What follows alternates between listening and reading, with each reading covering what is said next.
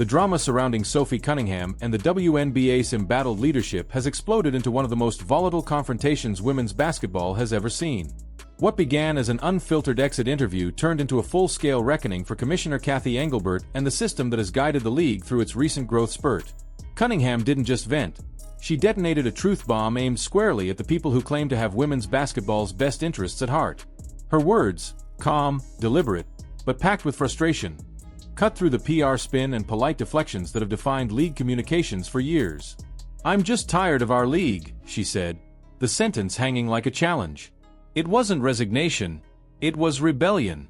In that one moment, Sophie Cunningham became the voice of something larger than a bad season or a personal grudge. She became the face of a player uprising demanding competence, transparency, and respect. Her critique of the WNBA wasn't about the game itself. It was about how those entrusted to protect it had failed. And it came at the worst possible time for Engelbert, already under siege from another star, Naphy Collier, whose blistering attack on league leadership weeks earlier set the stage for this revolt. Collier's words, "We have the worst leadership in the world," weren't just a sound bite, they were a declaration of no confidence. When Cunningham added her voice, it transformed a spark into a wildfire. Behind the frustration lies a truth players have whispered for years. The people running the WNBA might be good business minds, but they don't understand basketball. To Sophie, that disconnect has poisoned everything. Decisions made in boardrooms by executives who've never taken a charge or boxed out under pressure now dictate the safety and integrity of the game. Cunningham's voice trembled not with fear but exhaustion. She wasn't accusing the league of incompetence in theory. She was living it on the court every night. Missed calls, unchecked physicality, injuries piling up, all while officials shrug and leadership issues hollow statements about growth. It's not just poor management. It's negligence dressed up in a press release. For Collier, the issue was accountability. For Sophie, it was survival. "We're competing at the highest level and it's like a battlefield out there," she said. "Everyone's just trying to kill each other because that's how you survive, otherwise you get injured." Those weren't the words of a player angry about losing. They were the words of an athlete describing an unsafe environment condoned by silence.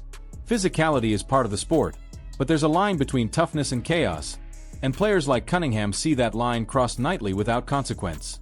Her plea wasn't to make the league softer, it was to make it smarter. When referees lose control, the product suffers, and when leadership refuses to listen, the entire system collapses from the top down. What made this moment erupt was Engelbert's response, or rather, her refusal to give one that mattered.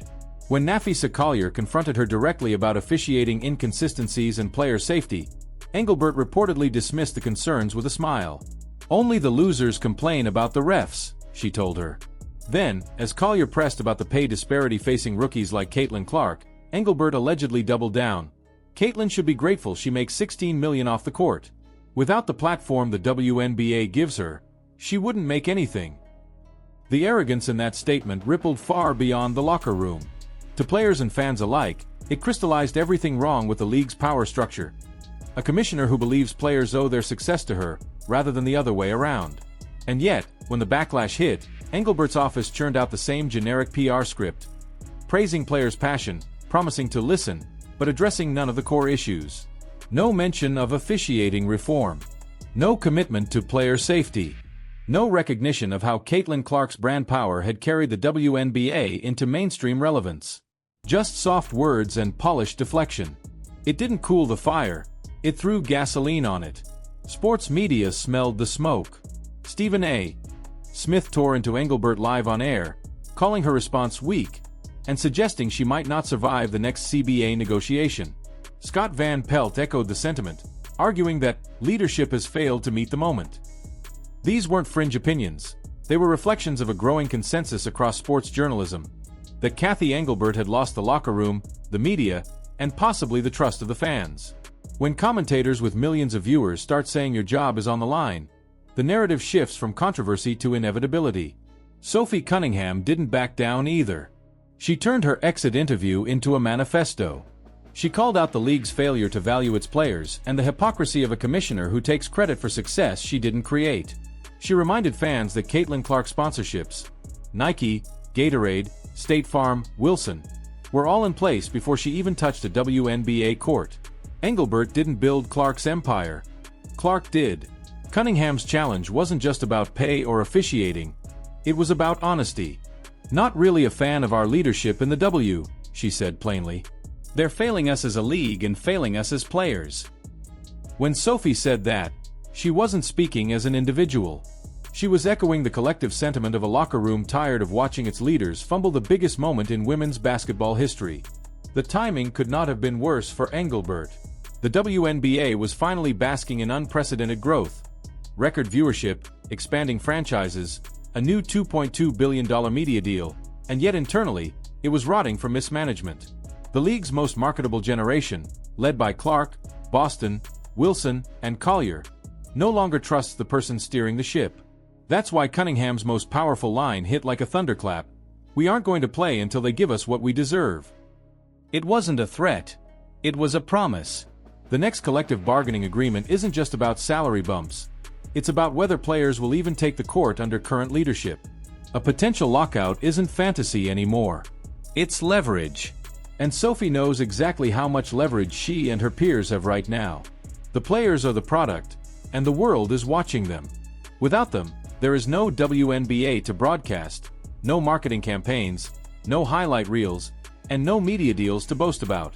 Fans recognized that instantly. Within hours, social media lit up in support of Cunningham. Clips of her interview spread across Twitter, TikTok, and YouTube, with fans calling her brave, authentic, and right. Even those who had criticized her in the past for being outspoken rallied behind her. Because this wasn't about ego, it was about truth. It was about fairness, about the kind of basketball players want to play and fans want to watch. For once, it wasn't about polished branding or staged empowerment campaigns. It was about integrity. And as the noise grew louder, Engelbert's silence grew more damning. Every statement she released seemed to confirm what Cunningham and Collier had accused her of: detachment. Instead of addressing officiating standards, she doubled down on growth narratives. Instead of listening to players' concerns, she highlighted partnerships and momentum. But momentum without trust is a ticking clock, and players like Sophie Cunningham are making sure the countdown is heard. Inside the league, whispers of replacement leadership have already begun. Sources close to ownership groups suggest the NBA's Adam Silver has become increasingly involved in WNBA business matters. Not because he wants to control the league, but because someone has to manage the fallout.